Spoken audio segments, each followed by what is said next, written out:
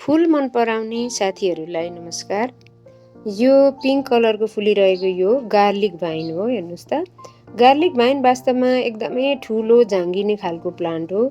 तर तपाईँहरूले यसरी बुसमा अर्थात् सानो बुट्टामा पनि फुलाउन सक्नुहुन्छ भन्ने कुरालाई चाहिँ म यहाँ तपाईँहरूमाझ प्रस्तुत गर्न आज जानकारी दिन आएकी हुँ।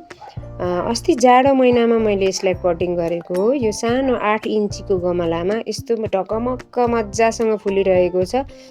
यो चाहिँ फुल्न स्टार्ट गरेको हो। कोपिलाहरू प्रशस्तै छन्, अझै मजासँग फुल्न त अझै बाँकी छ है।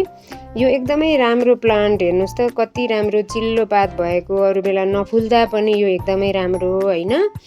त्यही माथि फुल्दा त झनै सुन्दर देखिन्छ। त्यसैले तपाईँहरूले गार्लिक भाइन रोप्न रहर छ अनि स्पेस कम छ, जमिन छैन भने पनि तपाईँहरूले रुफटपमा यसरी गमलामा बुस्सी बनाएर रोप्न सक्नुहुन्छ भनेर मैले यो यहाँहरूलाई सेयर गर्न खोजेकी हुँ।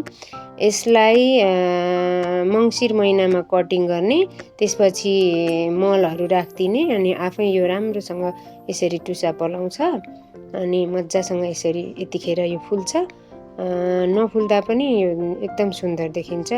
त्यसैले चाहिँ तपाईँहरूले यसलाई जता पनि रोप्न सक्नुहुन्छ। गमलामा सम्भव भएपछि त जहाँ पनि रोप्न मिल्यो नि होइन। त्यसैले म यही कुरा सेयर गर्न आएकी हुँ साथीहरू। मलाई चाहिँ यो एकदमै मनपर्छ। हेर्दाखेरि मेन्डी भायल जस्तो पनि देखिन्छ। एकदमै राम्रो सुन्दर फुल। तपाईँहरूले पनि यसलाई यसरी बुस्सी बनाएर रोप्न सक्नुहुन्छ है त। Thank you for watching.